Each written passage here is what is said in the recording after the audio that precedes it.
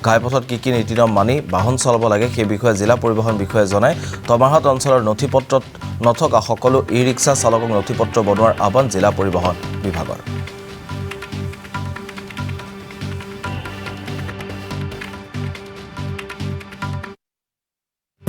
ধুবুৰীবাসী জিলাক মাঘ বিহু তথা ভোগালী বিহুৰ আন্তৰিক শুভেচ্ছা জনাইছোঁ আৰু আশা কৰিছোঁ সকলোৰে বিহু ভালে ভালে গ'ল। আজি আমি আমাৰ জিলা পথ সুৰক্ষা সমিতিৰ তৰফৰ পৰা আমাৰ ৰাষ্ট্ৰীয় পথ সুৰক্ষা মাহ জানুৱাৰী আমাৰ চলি আছে আৰু তাৰে লগত সংগতি ৰাখি আজি আমি আমাৰ ধুবুৰী জিলা তামাৰহাট অঞ্চলত এটা পথ সুৰক্ষা অভিযান আমি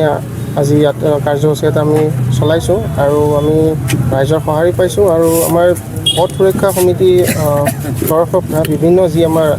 নীতি নিয়ম অৰ্থাৎ পথত গাড়ী চলাবলৈ যিখিনি নীতি নিয়ম লাগে সেইখিনি নীতি নিয়ম অনুসৰি আমি আমাৰ এই অঞ্চলৰ ৰাইজক আজি অৱগত কৰাইছোঁ আৰু তেওঁলোকক আহ্বান জনাইছোঁ যাতে ৰাষ্ট্ৰীয় পথ সুৰক্ষা মাহৰ লগত সংগতি ৰাখি তেওঁলোকে বিভিন্ন গাড়ী এখন চলাবলৈ যিখিনি নীতি নিয়ম সেইখিনি যাতে মানি চলে আৰু আমাৰ জিলা পৰিবহণ বিকাশ ছাৰৰ উদ্যোগত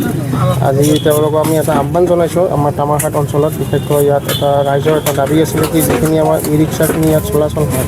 সেইখিনি যাতে তেওঁলোকে